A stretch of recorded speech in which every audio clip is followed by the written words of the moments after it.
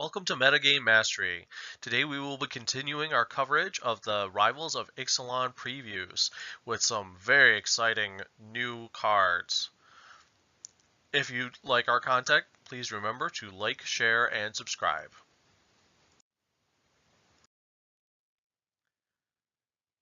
And starting out today's theme of good cards that will introduce new decks into Standard, we have the big one. If you read the title, you know where this is going. Merfolk finally got good. We've got Merfolk Mistbender, 2-drop, green, blue, 2/2, Merfolk Shaman. Other Merfolk you control get +1/+1. Wow. We've got a 2-drop Lord for Merfolk in Standard. This thing's spectacular. This is the card that's creating all of the buzz. It's bringing Merfolk Tribal into Standard as a viable deck.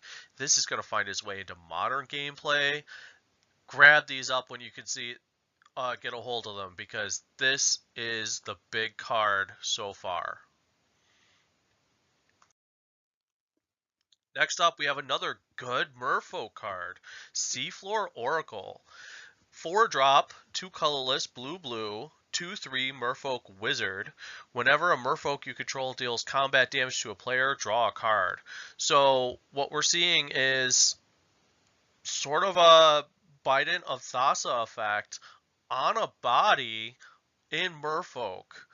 Now, the casting cost on this is a little bit high, probably won't see modern play, but it makes for a great top end payoff to those Merfolk decks. The 4 spot is getting kind of crowded, but it's getting crowded with very good cards. Grab up a copy of this when you get a chance. Next we have Paladin of Atonement. 2-drop, 1 colorless and a white, 1/1 Vampire Knight. At the beginning of each upkeep, if you lost life last turn, put a +1/+1 counter of Paladin of Atonement. When Paladin of Atonement dies, you gain life equal to its toughness. So there's a lot of potential here for this thing to grow and scale throughout the game. Probably the best way to trigger this, especially on your opponent's turns, you can trigger this on your opponent's turns, is by activating your pain lands or fetch lands to get that ping for 1, and he gets a counter. That said, it just doesn't grow fast enough. It doesn't do enough.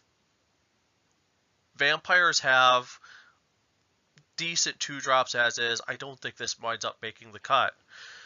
As you'll see later in the video, vampires are getting powered up. Stay tuned. Temple Altisor. It's a 5-drop, 4 colorless and a white, 3/4 dinosaur that says if a source would deal damage to another dinosaur you control, prevent all but one of that damage. Oh, wow. Okay, so this probably won't see any play outside of Elder Dragon Highlander.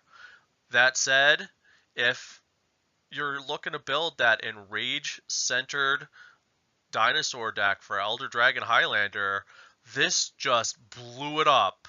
This went from a cute value engine deck to giving it legitimate control possibilities. You can pop your Blasphemous Act, wipe out everyone else's board, you only lose the 1 creature, and you get an enrage trigger on everything. This opens up a lot of doors. This is going to protect all your enraged dinosaurs and make them virtually unkillable in combat. This is a great card. Path of Discovery. 4 mana, 3 colorless and a green enchantment. Whenever a creature enters the battlefield under your control, it explores. This is just the start of the exciting news for the Golgari Explore deck. Anybody who wanted to bring Wild Growth Walker into constructed gameplay, this is a type of card that you'll be looking at. Now, it's certainly not the best card. We're talking about a 4 mana, do nothing enchantment the turn that it comes into play. But it definitely gives gas to the rest of the deck so that you're not dedicated to only playing explore creatures without breaking your engine. Now, if you drafted the explore deck as often as some of us did, just you'll know from experience that it's a cute deck. Hangerback Walker, if left unchecked, can get really out of hand, but it's very contingent on him being able to stay in play, and it runs out of gas right around the mid game and doesn't have an end game in and of itself. It gets some help in this set, as you'll see in later previews, but I'm not sure it gets there. Let's continue our discussion. On to the next card. Next up, we have Aquatic Incursion. 4 mana, 3 colorless and a blue, enchantment. When Aquatic Incursion enters the battlefield, create 2 1/1 blue Merfolk creature tokens with hexproof. It has the additional ability, 3 colorless and a blue, target Merfolk can't be blocked this turn. So, a lot of people are already ragging on this. This is 4 mana for 2 power and toughness on board. Even with hexproof, that's not a lot. That said, this is probably the closest we're going to get to a raise the alarm for Merfolk. And if that breaks your heart a little bit, you're probably right to feel that way. It's a little bit different, a little bit unique. It has the additional enchantment instead of being an instant, so that it stays in play. It counts towards your ascend total. You're getting three permanents for playing 1 card, and is a potential mana dump. Is it good enough to see play in Constructed? Probably not. Is it good enough to see play in Limited? Maybe as a 21st through 23rd. Beyond that, it's kind of just a cute card. Famish Paladin. 2 mana, 1 colorless, 1 white, 3/3. So it's well above the vanilla test already. Vampire Knight. Famish Paladin doesn't untap during your untap step. Oh. Whenever you gain life, untap Famish Paladin. Okay. So, naturally, if you've been playing aggro, white weenie, the first thing you look at is how efficient this body is. 2 mana, 3/3. But I think if you're focusing on that, you could miss the point. This thing is a combo machine. There's already a lot of combos people are talking about, giving this guy equipment or other enchantments that allow you to tap a creature to gain a life. Well, then that untaps him, and you can do so infinitely, easily on turn 3, if not turn 4, or with some fast mana sooner than that. This guy is a combo engine. Potential to see play in Modern. That's really good. Time Stream Navigator.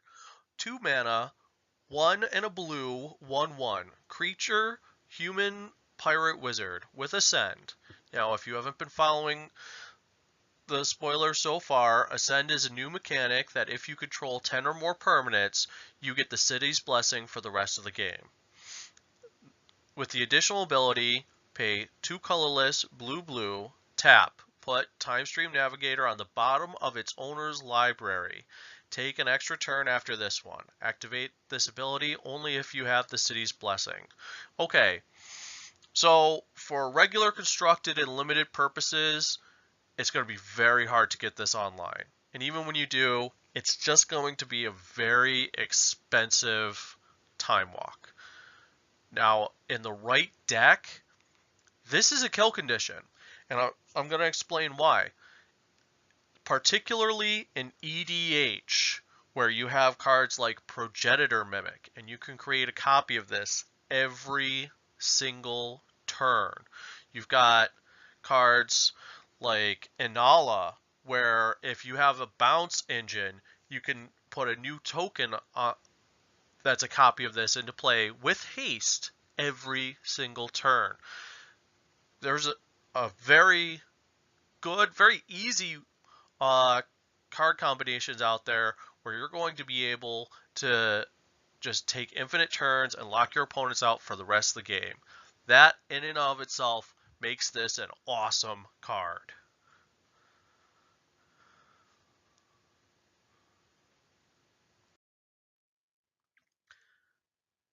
Daring Buccaneer. 1 red mana, 2/2, human pirate. As an additional cost to cast Daring Buccaneer, reveal a pirate card from your hand or pay 2. This is awesome in a pirate deck. It's just aggressive. It gets out there, starts dealing damage very early. The only downside is that you have to be playing a pirate deck. Good card. Ravenous Chupacabra. 4 mana, 2 colorless, black, 2/2 creature beast horror. When Ravenous Chupacabra enters the battlefield, destroy target creature and opponent controls.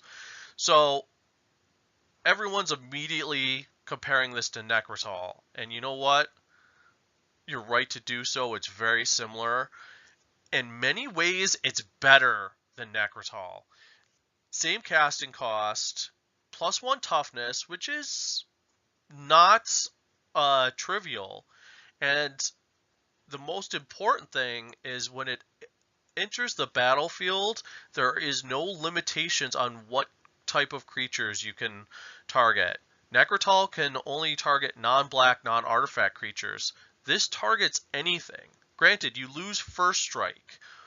That said, this is awesome. This will find a place in Limited. It's a first pickable card. In Standard, this could see play. In EDH, anything that takes advantage of recurring enter the battlefield effects, continuous reanimate effects. Marin of the Clan Neltoth is a perfect example. Can you imagine bringing this back with Scarab God? This is a very good card with a very exploitable ability. You're going to see this a lot. Caminos Awakening. 4 mana, 2 colorless, blue enchantment with Ascend. At the beginning of your upkeep, each player draws a card. If you have the city's blessing, instead only you draw a card. So what we're looking at here is a potential one-sided Howling Mine. It has the downside of being just an overcosted Howling Mine until you've had a chance to build up your board. And then it has the upside of giving you pure advantage from that point forward, pure card advantage. One of the great things about this, though, is rather than each opponent getting to draw that card on their upkeep and having access to it on their turn, they're playing a turn behind along with you because they only draw that card on your upkeep. So if it's sorcery speed, if it's a land card, it's still a dud card in their hand until their turn rolls back around. That said, this card is really only going to see use in niche commander decks that really care about recurring card advantage. Next up, we have Jade Light Ranger. 3-drop, 1 colorless, green, 2/1, Merfolk Scout. When Jade Light Ranger enters the battlefield, it explores, then it explores again. Wow! That is efficient. This is the first card that we have that has a double explore trigger. And it's super efficient. For a 3-drop, you're getting either a 2/1 where you get to draw 2 land cards, or you're getting a 3/2 where you draw a card and get a super scry, or you're getting a 4/3, which is way above the vanilla test, and you get to super scry twice. This is a powerhouse card, and it's going to be amazing in that the Explore deck. The times that you get to play Wild Growth Walker on turn 2 and then drop this on turn 3, it's going to feel very, very good. The Explore deck is getting a lot of gas in this set, and this is no small part of it.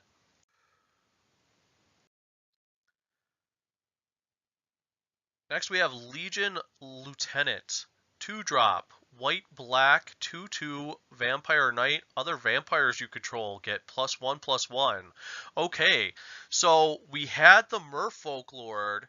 Now we get the same thing for vampires. This probably won't see modern play the same way the Merfolk Lord did. It's not going to have as big an impact across all of Magic, but this is definitely going to make a bigger splash in Standard. Arguably, but I'm leaning towards it making a bigger splash because vampires generate so many bodies on the board as it is. It's already a go wide strategy, which means this +1/+1 to each individual token, each individual vampire going towards lifelink creatures is going to add up to more quickly. And the fact that there's already a mono white vampire deck that did moderately well in the last Pro Tour, it's going to become an Orzhov deck. They're going to wind up adding this, and it's going to be a force to be reckoned with in Standard.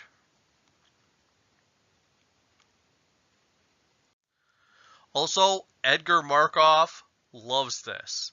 A lot of the vampires in this set so far have not been suitable to transition into the Edgar Markov decks.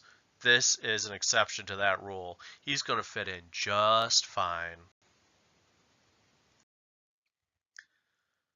Now we have Induced Amnesia. 2 colorless and a blue enchantment. When Induced Amnesia enters the battlefield, target player exiles all cards from his or her hand face down that draws that many cards. When Induced Amnesia is put into the graveyard from the battlefield, return the exiled cards to their owner's hand. Okay, so this card is a Story Spotlight card, and unfortunately, it seems our worst fears have been confirmed. Jace and Vraska are not going to end well. It's heartbreaking. From a lore perspective, this is absolutely heartbreaking. Now, there are some spoilers going around, and if you don't want to hear it, I'm going to give you a second to exit out of this.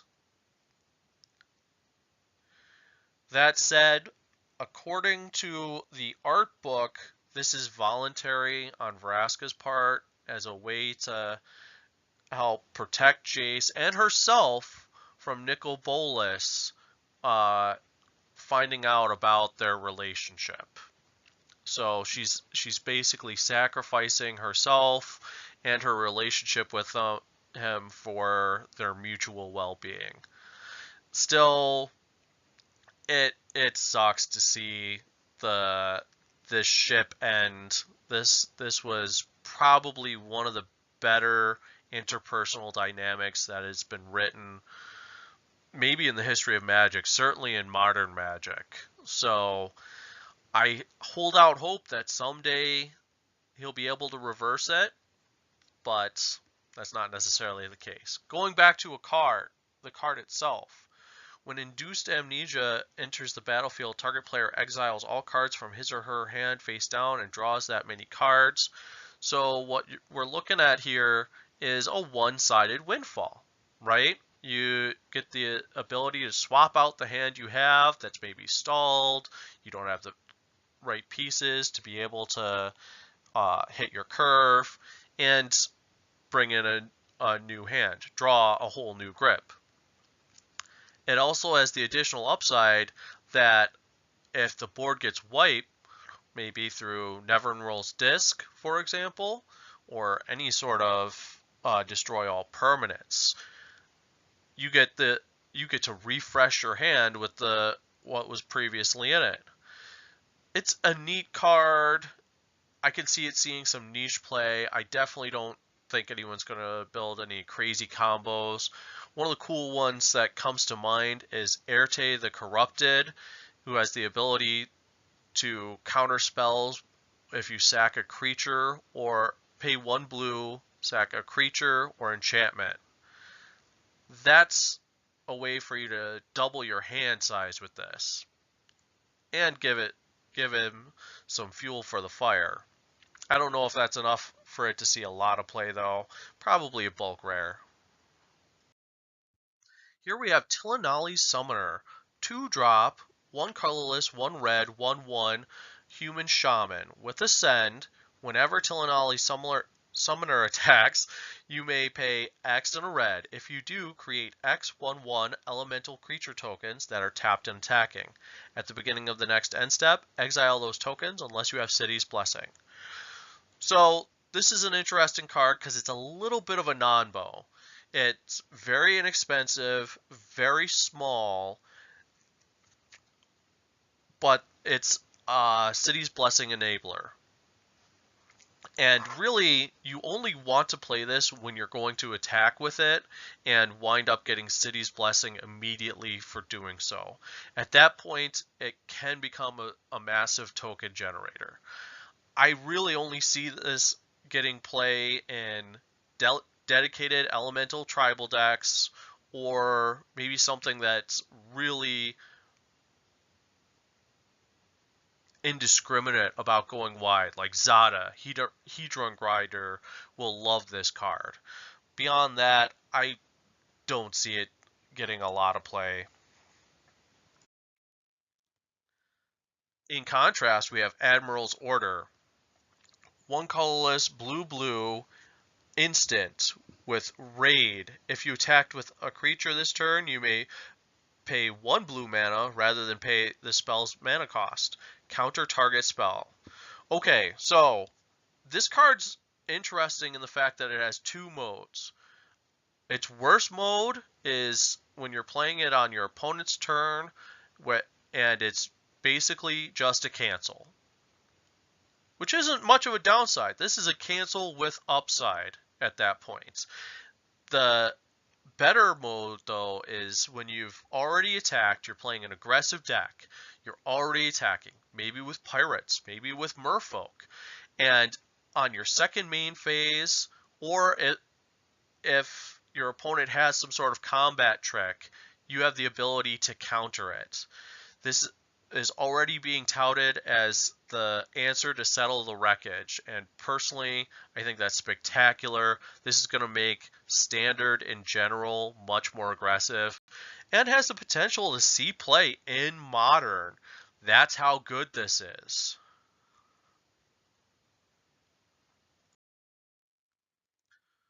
Swift Warren.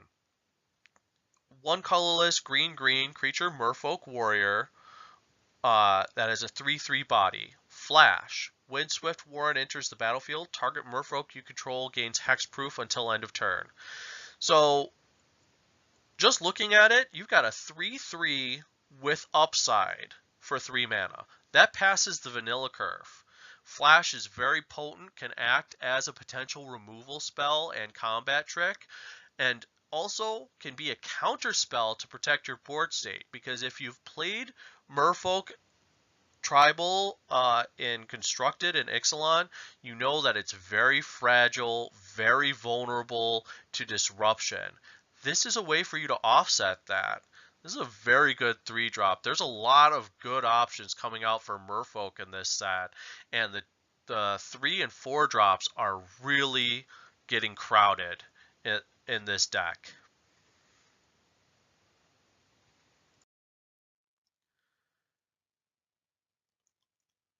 Another green Merfolk we've got is World Shaper. 4 mana, 3 colorless, green, 3/3 Merfolk Shaman. When World Shaper attacks, you may put the top 3 cards of your library into your graveyard. When World Shaper dies, put all land cards from your graveyard onto the battlefield tapped. So this doesn't feel like the other Merfolk we've seen so far.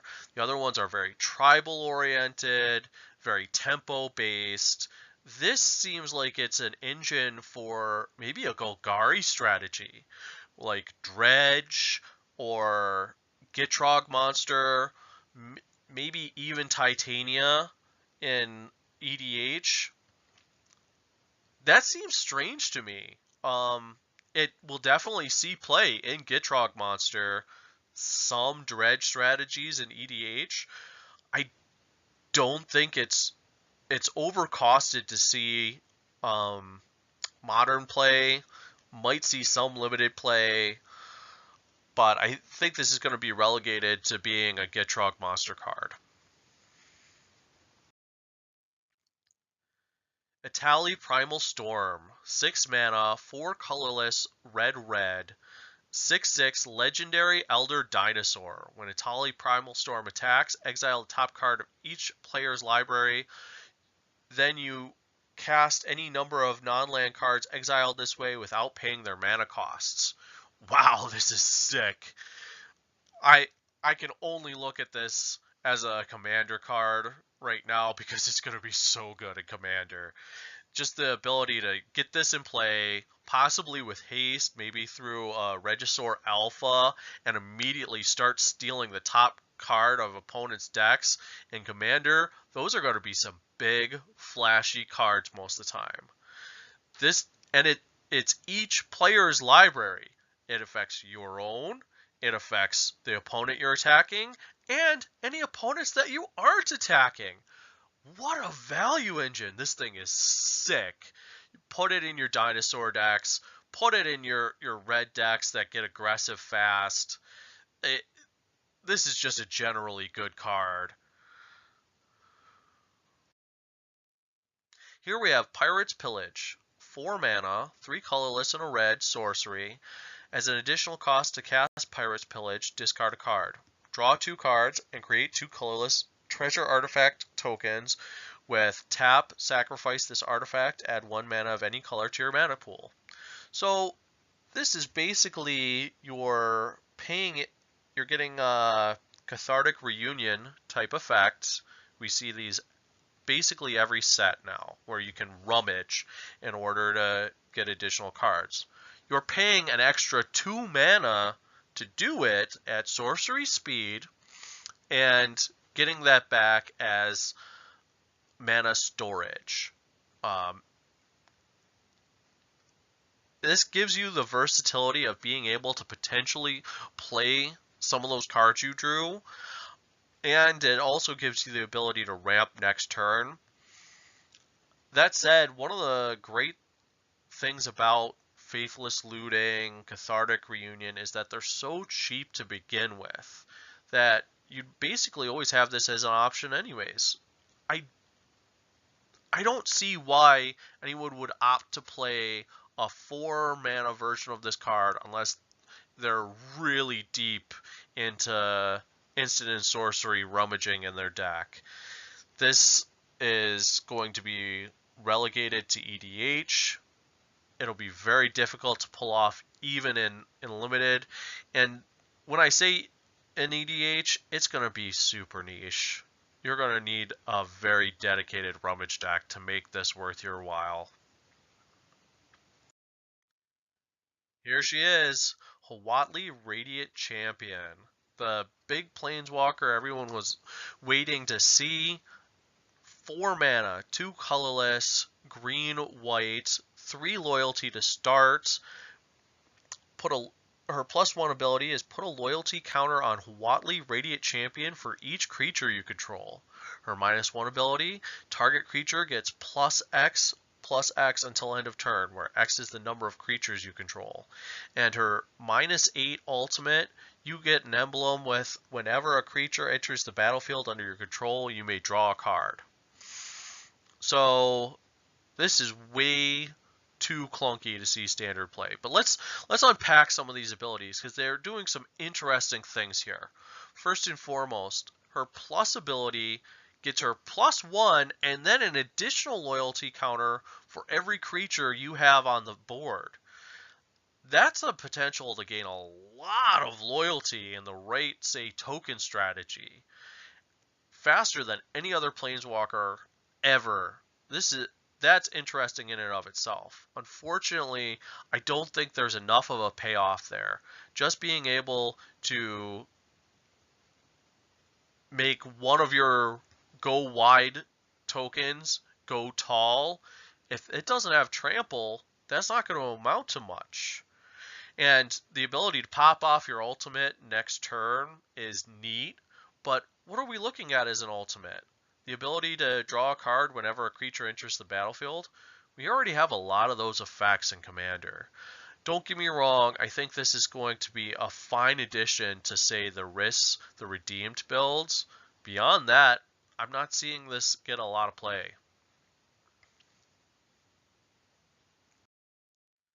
Sky Marcher Experience. 1 white mana for a 2/1 Vampire Soldier, Ascend. Sky Marcher Experience has flying as long as you have the city's blessing. So this is kind of neat.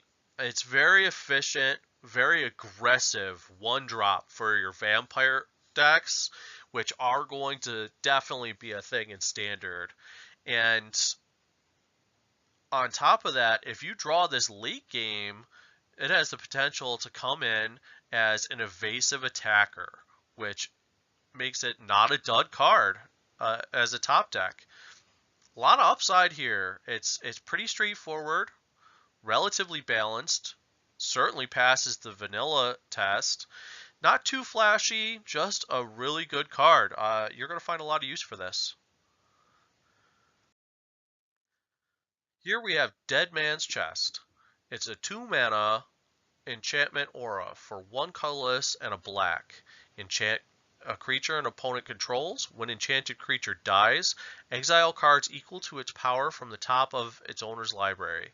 You may cast a non-land cards from among them for as long as they remain exiled, and you may spend mana as though it were mana of any type to cast those spells. So this is a cute card. It has the potential to get you a lot of card advantage, but it also takes a lot of work to pop this off. Frankly, I don't see this getting any play outside of EDH. And even then, you have to be really dedicated to playing your opponent's stuff. There is a certain following for that, don't get me wrong.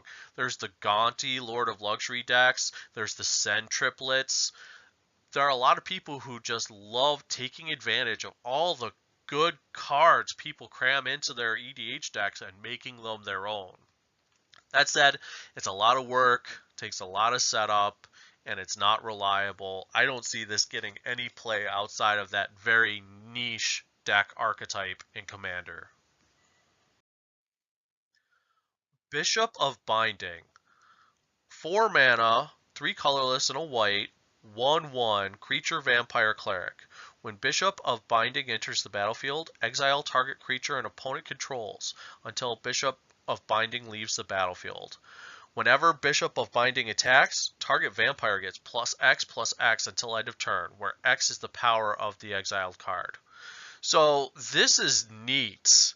This is a Fiend Hunter type effect on a vampire tribal body with the same casting cost as Cast Out, and has the ability to act as a combat trick, pumping up another good vampire, or just making this a very good version of whatever you stole. This is going right in the white vampire deck for Standard. It's granted, it's very crowded at the 4-drop there right now, but this is better than Ixalan's Binding. This is better than putting a non-vampire Fiend Hunter effect in there. This is going straight into every Edgar Markov deck. This card is going to see play. Grab yours while you can. That's it for today's previews.